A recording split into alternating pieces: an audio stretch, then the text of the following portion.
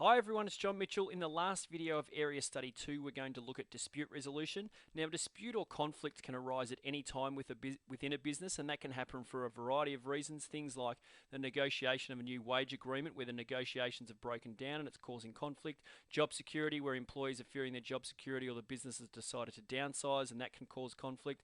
Managerial policies, discipline issues. It may be that an employee's been disciplined and they feel like they've been dealt with harshly. Health and safety issues within the workplace or harassment or even bullying issues could cause conflict between employees or between an employee and their managers or the business. Now, effective dispute resolution can help maintain good relationships, so it's important that managers are well trained in how to resolve disputes and resolve them quickly. However, every dispute needs to be taken seriously. So if an employee does have a concern that they bring forward, that shouldn't just be brushed under the carpet, or it needs to be taken very seriously. And the correct processes should be put in place for each dispute or conflict that arises.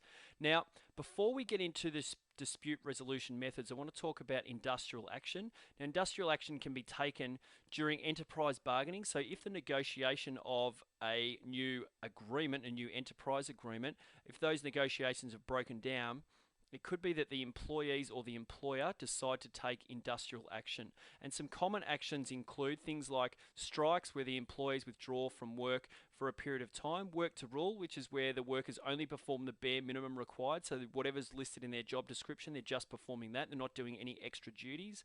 The stop work meetings is another common one, where the employees stop work and hold a meeting during work hours. That obviously hurts productivity.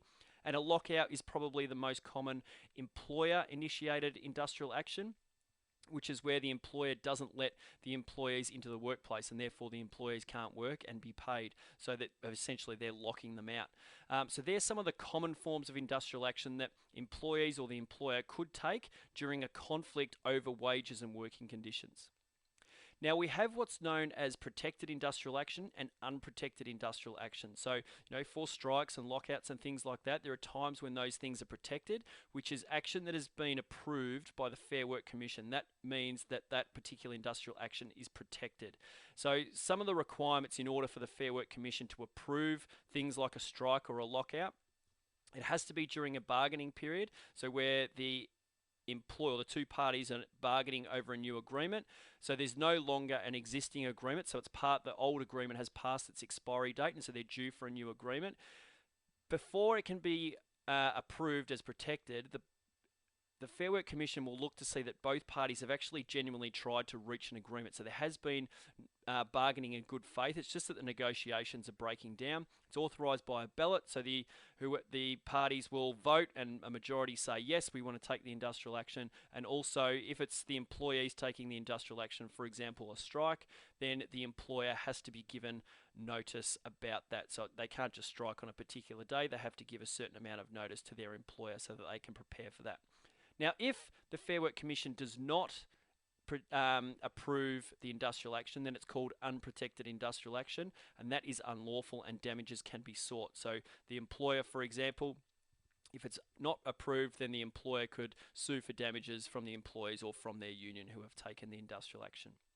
Now we're going to go through the methods of resolving conflicts. So when a dispute arises, it's important that it's resolved quickly so the employees can get back to being productive, and also, as I said before, that each dispute is taken seriously. And so there are a number of ways that this can happen. One method is called a grievance procedure, which is a formal process where an employee can resolve their conflicts or their disputes. So let's say an employer has a dispute over wages or conditions or disciplinary action.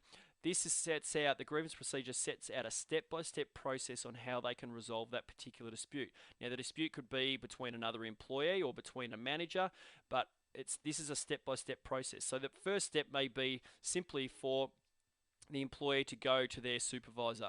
Now, hopefully the supervisor can resolve it. If they do, then that's all well and good, but if not, it may then be escalated to, say, for example, the human resource manager. And this continues on, it keeps escalating, as hopefully it's resolved along the way, but if it's not, it will escalate and move further up the chain. So it's just a step-by-step process on how the employees can resolve their matters, so that if something does happen, they know that there are processes put in place within the business that they can have these problems or conflicts resolved. Now, if the two disputing parties can't come to an agreement, they may decide to go on with the next method of dispute resolution, which is mediation. Now, mediation is a formal method whereby an independent third party facilitates the conversation between the two disputing parties. But it's important that the independent third party does not make any decisions here. The two parties that are disputing still come to their own agreement. And so all that the mediator comes in is helps facilitate that conversation so that they can come to an agreement.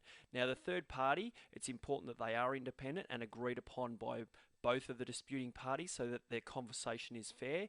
Now, one of the advantages of this is that if communication is broken down and the two disputing parties keep arguing, that the mediator can come in and help facilitate that. However, one of the drawbacks is that there's no guarantee that an agreement will be made by the end of the mediation process.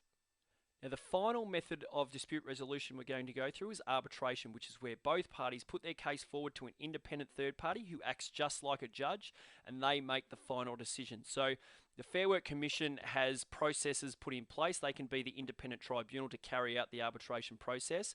What happens is one disputing party will put their case forward, the other disputing party will put their case forward.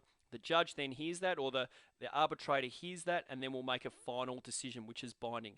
Now, the benefits of this is that there is a final decision. So if everything else is broken down, arbitration may be the best method because there will be a final decision. However, one of the drawbacks is that this final decision isn't being decided upon by the disputing parties. It's taken out of their hands. And so it could be that one or both disputing parties are unhappy with the final outcome. So that's one of the issues with arbitration. So just to recap, disputes can arise at any time and for a number of reasons within a business. We went through industrial action, which can be protected or unprotected. Remember, protected is when it's approved by the Fair Work Commission, unprotected when it's not approved by the Fair Work Commission, and the processes for resolving conflict that we went through that are in your study design are a grievance procedure, mediation, and arbitration. So that's it for Unit 3, Area of Study 2. For questions, activities, and to find out more about our Unit 4 and exam preparation lectures, then come on over to teachingbubble.com.